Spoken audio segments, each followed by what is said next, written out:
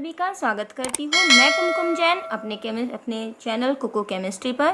बच्चों, आज हम क्या पढ़ने वाले हैं? आज हम पढ़ेंगे कार्बोक्सिलिक अम्लों की अम्लता।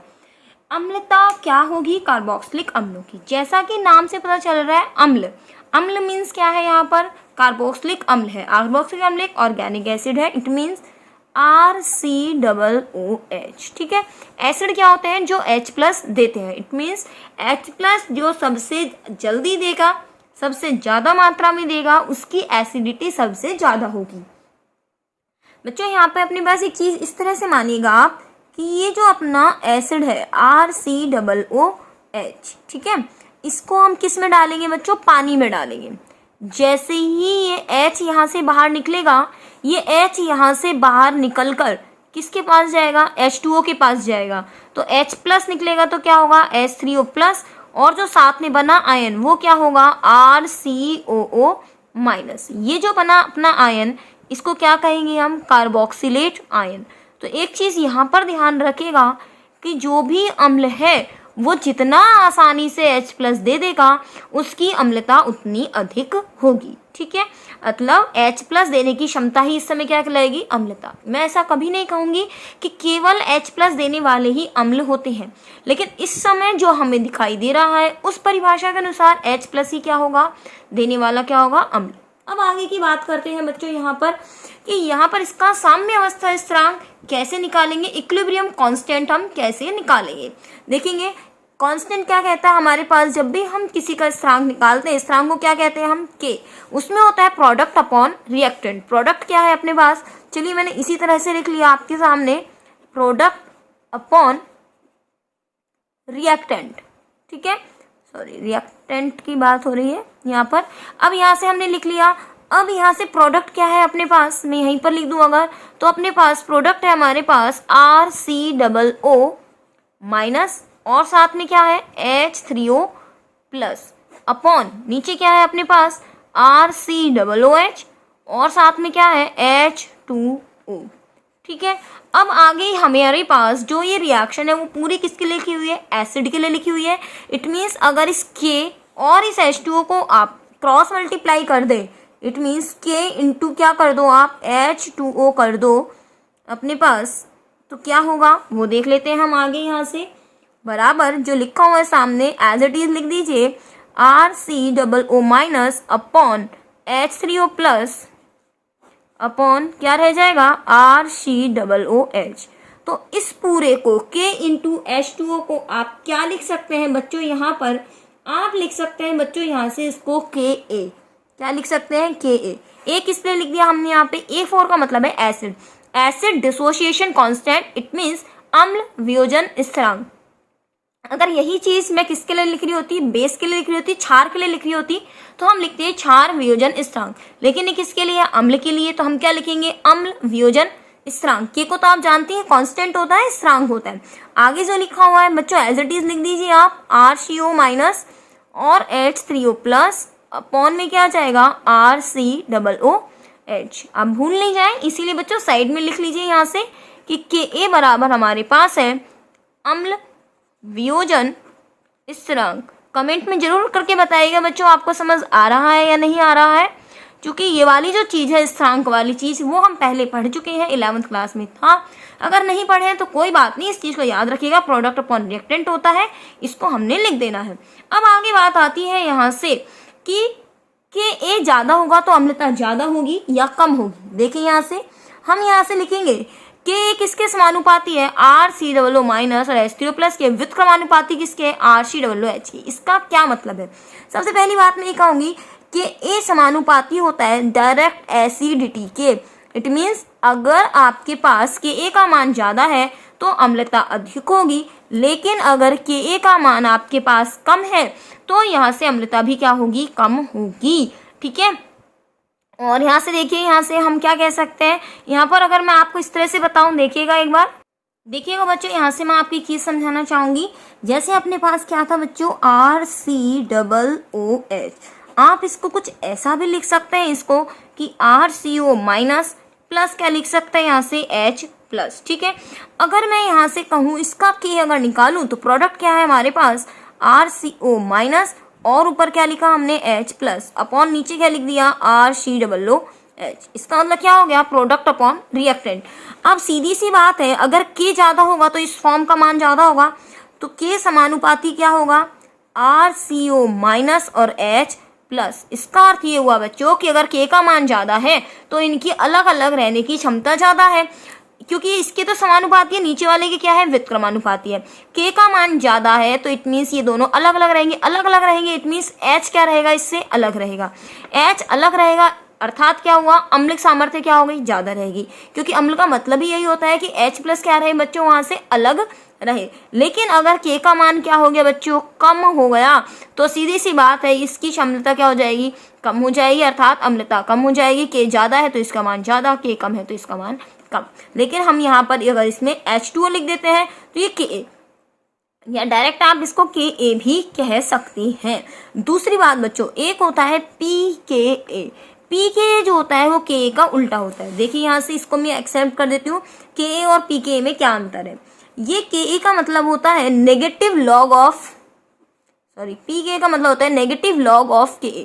जैसे हम H प्लस आयन पढ़ते हैं, pH आप जानते हैं, pH होता है negative log of H plus ion concentration. इसका मतलब क्या है कि यहाँ पर अगर H प्लस आयन का मान ज्यादा होगा तो pH का मान कम होगा, और अगर H प्लस आयन का मान कम है तो pH का मान ज्यादा होगा। जैसे आप मैं कहूँ कि किसी का pH कितना है अपने पास, pH मान लीजिए हमारे पास किसी का 1 है, pH कितना है 1 है, तो इट मीन्स यहाँ पर pH क्या है, इसका कम है, तो यहाँ पर H प्लस आयन की जो सांद्रता होगी बच्चों वो अधिक होगी, और यहाँ पर H प्लस आयन की सांद्रता होती है 10 की घात -1।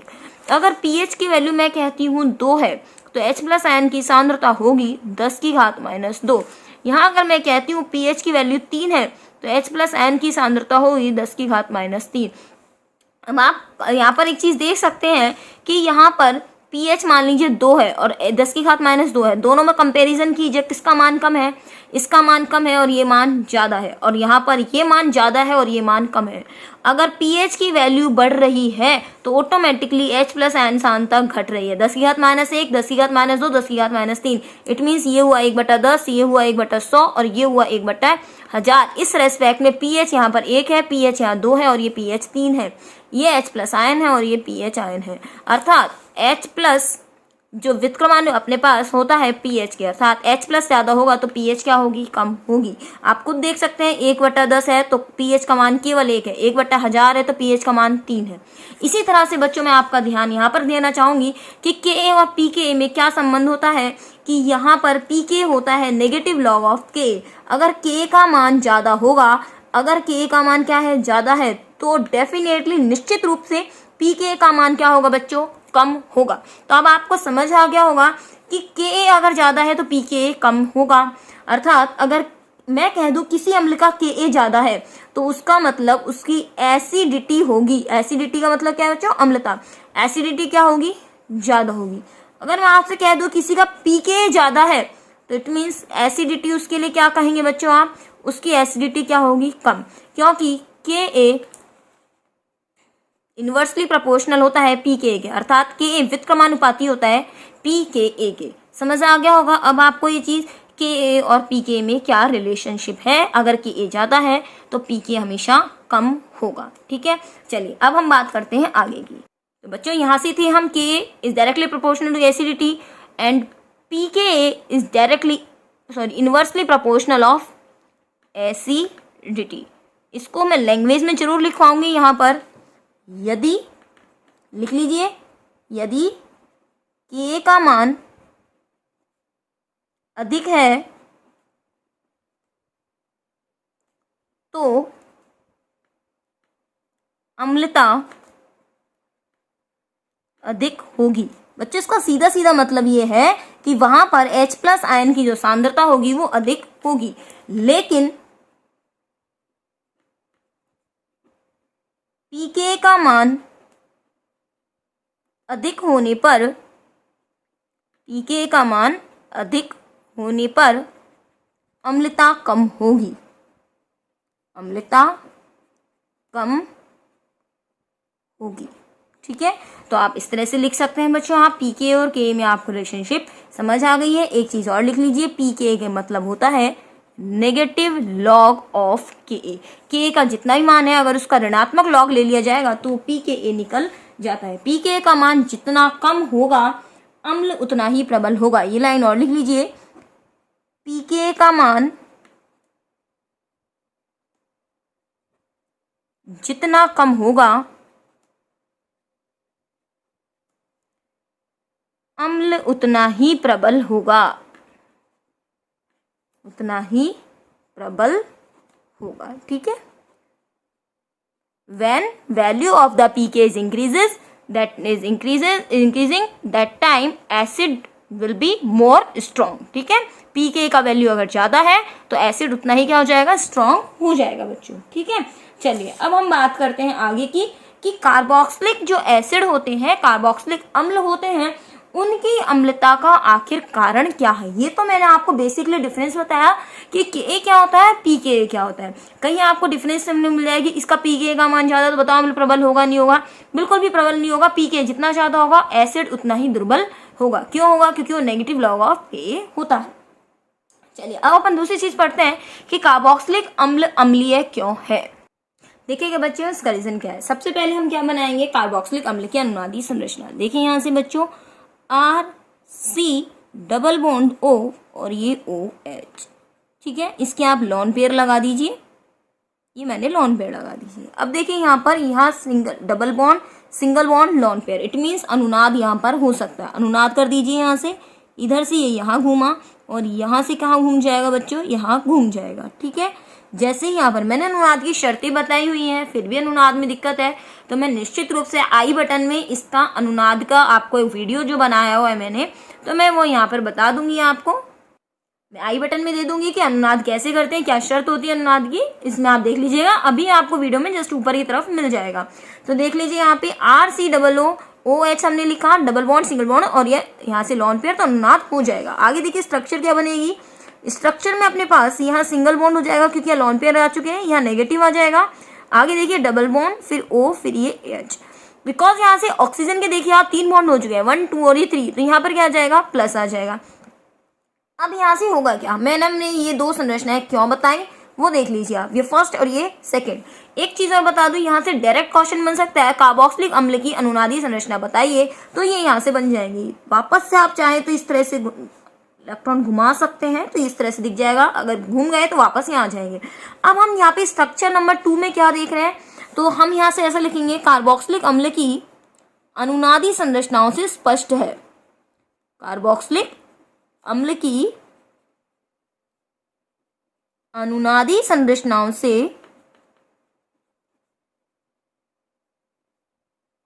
साथ साथ लिखते जाइए, स्पष्ट है कि अब क्या स्पष्ट है पहले हम बता दें। यहाँ से आप देख रहे हैं कि डबल बॉन्ड OH है, ऑक्सीजन के कितने इलेक्ट्रॉन हो चुके हैं, 1 2 3 हो चुके हैं। तो अब आप बताइए ऑक्सीजन अपने पर प्लस सहन करता है क्या, बिल्कुल भी नहीं करता है। ये तुरंत इस ऑक्सीजन के ये जो इलेक्ट्रॉन है ना H के, इन इलेक्ट्रॉनों को अपनी ओर खींचने की कोशिश करता है, जिसके कारण H+ यहाँ से फ्री हो जाता है। स्पष्ट है कि यहाँ पर संरचना नंबर 2 में स्पष्ट क्या है, यहाँ से लिखेंगे संरचना नंबर 2 में OH बंध के, OH मतलब ये वाला, OH बंध के ऑक्सीजन पर इलेक्ट्रॉन न्यूनता के कारण यहाँ पर ये इलेक्ट्रॉनों को आकर्षित कर लेता है, जिसके कारण ये बंध वीक पड़ जाता है और ये टूट जाता है और H+ यहाँ से निकल जाता है। और H+ का निकलना ही क्या कहलाता है, अम्लता कहलाता है। लिखेंगे इसमें बच्चों, यहाँ से अब आप नोट कर सकते हैं मैंने क्या बताया आपको। सेकंड नंबर के स्ट्रक्चर में ऑक्सीजन के पास क्या हो जाता है, प्लस आ जाता है, जिसके कारण इस ऑक्सीजन पे इलेक्ट्रॉन की कमी हो जाती है। प्लस का आना इट मींस इलेक्ट्रॉन की कमी होना। इलेक्ट्रॉन की जैसी कमी होती है, इस H के इलेक्ट्रॉनों को छोड़ता नहीं है और तुरंत इस H के इलेक्ट्रॉनों को अपनी ओर ले लेता है। जैसे ही H के इलेक्ट्रॉनों को अपनी ओर लेगा तो यहाँ से ये H क्या हो जाएगा, फ्री हो जाएगा, अर्थात H फ्री हो जाएगा, अर्थात H+ यहाँ से निकल जाएगा और इसीलिए कैसा व्यवहार करता है, अम्लीय। अब आगे देखिए, यहाँ से H+ निकलने के पश्चात